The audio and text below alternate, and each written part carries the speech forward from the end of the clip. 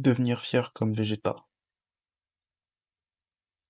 Vegeta, c'est un personnage mythique de Dragon Ball Z, et je voulais un peu parler de lui.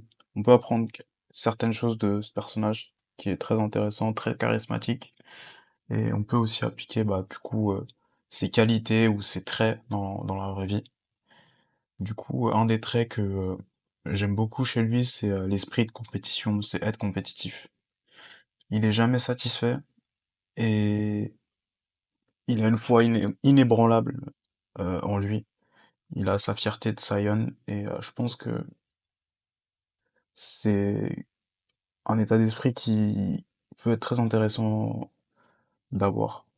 Au lieu de, se rabaisser, juste croire en soi, et aussi derrière, tu crois en toi, mais tu travailles dur, tu t'entraînes, tu fais ce que tu as à faire, tu bosses sur tes projets, t'es discipliné, comme Vegeta en fait.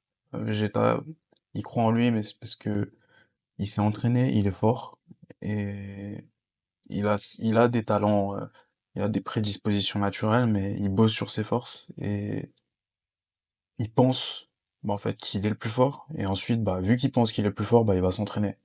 Parce que tu peux pas penser que t'es le plus fort et ne pas t'entraîner. C'est un peu comme le joueur de foot Cristiano Ronaldo. Il pense dans sa tête qu'il est le plus fort, mais ensuite, après, derrière, il va s'entraîner. C'est le joueur qui s'entraîne le plus. On aime bien comparer Cristiano Ronaldo et Messi, CR7 et Messi. CR7, ça va être le mec qui va bosser comme un dingue. Messi, ça va être le talent pur. On aime bien dire ça, même si les deux bossent énormément. Mais l'idée, c'est quoi? C'est en fait se transformer en CR7. À ces discours-là? J'essaie d'être en CR7 tout le temps. C'est-à-dire? C'est-à-dire qu'on me met jamais, on peut d'être tellement fort qu'on me met jamais sur le banc et qu'on peut pas se passer de moi. Ça a été la devise depuis le début. Parce que je savais qu'on me ferait aucune faveur.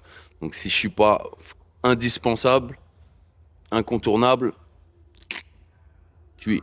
Avoir une foi inébranlable en soi, penser qu'on est le meilleur, puis ensuite ne pas être incohérent, penser qu'on est le meilleur, mais derrière, bosser plus que tout le monde, tout simplement. Et dernier point, c'est c'est important de savoir dire non. Savoir dire non, c'est primordial, parce que si tu passes ta vie à dire oui aux autres, tu passes ta vie à vivre pour les autres. Et si tu passes ta vie à vivre pour les autres, tu vas déjà manquer d'honnêteté envers toi-même, tu vas perdre du temps, et les autres vont profiter de toi. Et au fond de toi, tu seras frustré. Et je pense que vraiment, investir en soi et croire en soi, et ensuite, travailler sur ses projets, c'est ce qu'il faut faire. Ce sera toujours la meilleure des choses à faire. Voilà. C'est tout ce que j'avais à dire pour aujourd'hui. On se voit à très bientôt.